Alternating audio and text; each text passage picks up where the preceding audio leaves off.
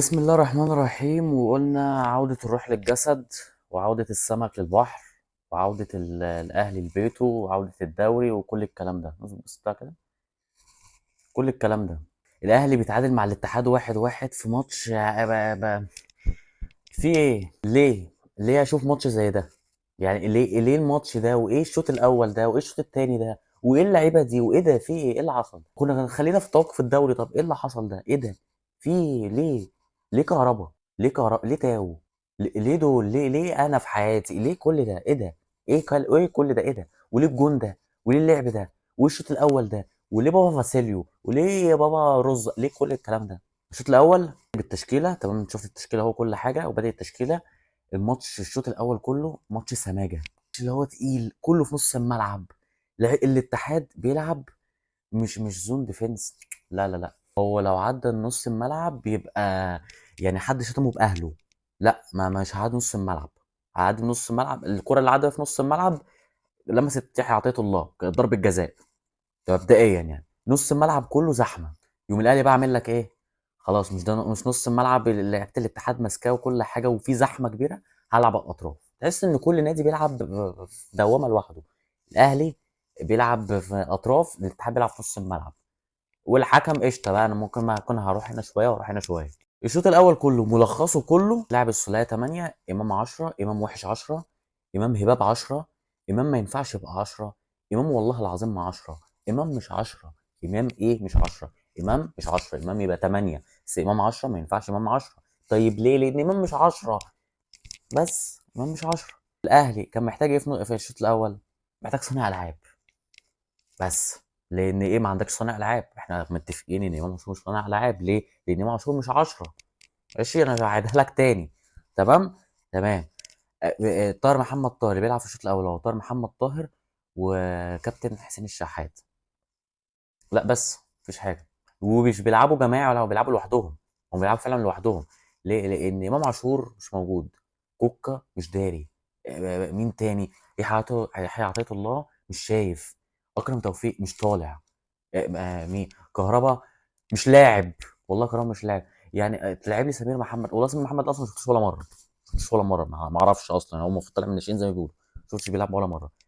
نزل شويه ما لمسش كوره، ما عملش اي حاجه. لعبه. لا، لعب على كهربا. مش حسام ابو علي مصاب، لعب على كهربا. يا عم انا راضي، كلنا راضيين. لعب على كهربا. لاعب عم حارس على كهربا. لاعب شوبير راس حربه. بقى اقولها لك تاني، اقول لك مين تاني؟ ما مش هقول لك بقى ان تلعب طاهر محمد طاهر يبقى راس حربه وتنزل. مش هقول لك الكلام ده.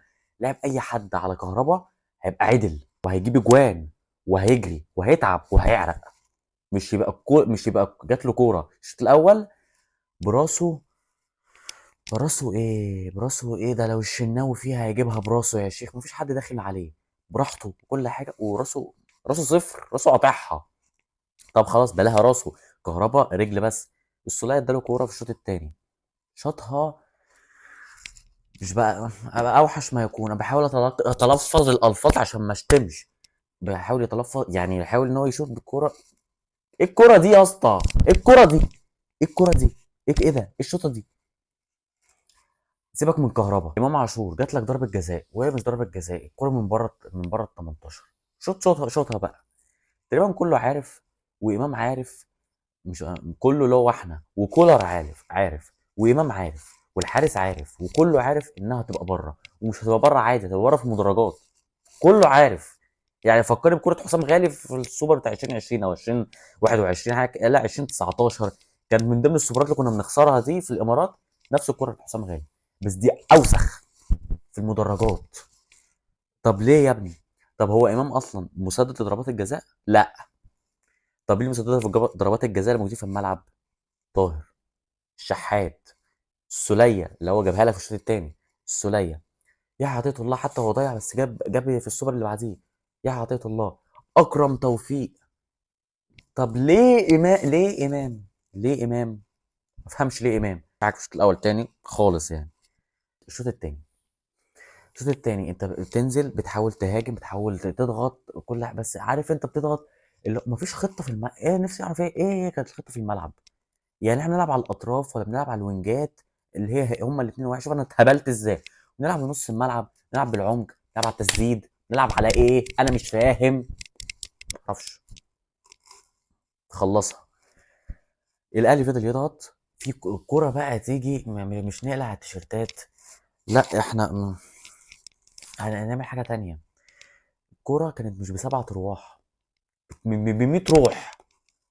يشوطها طاهر تتصد، الشحات يشوطها تتصد، المهم يشوطها تتصد، السولية يشوطها تتصد، رامي ربيعة دخل يشوطها تتصد. شوف رامي ربيعة، شوف رامي ربيعة كام الدفاع، يشوطها تتصد، والكرة تطلع بره في الاخر. انا بشوفها مع كل النوادي عامة، حتى في اوروبا بتيجي جون في الاخر الا احنا، تيجي بره تتعاد تاني، تتعاد تاني، مش كده بقى خلصت، لا ده تتعاد كرة تانية بعديها بدقيقتين ونفس الموضوع. انت باينه دايما مش جايه لك.